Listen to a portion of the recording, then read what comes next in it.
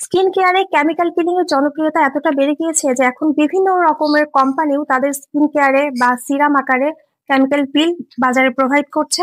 আজকে আমরা ঘরেই প্রাকৃতিক উপায়ে একটা কেমিক্যাল পিল তৈরি করব। এখানে আমি নিয়েছি 2 চা চামচ পরিমাণ টক দই। টক দইটা অবশ্যই পানি ঝরিয়ে নিবেন। টক দই আছে ল্যাকটিক অ্যাসিড। আর টক দইয়ের সাথে আমি মিক্স করব লেবু, 1/2 চা চামচ পরিমাণ লেবু। লেবুতে আছে সাইট্রিক অ্যাসিড। এবং লাস্ট ইনগ্রিডিয়েন্ট হিসাবে আমি অ্যাড করব 1/2 চা চামচ পরিমাণ হানি বা মধু। 3টে উপকরণ আমি খুব ভালো করে মিক্স করব।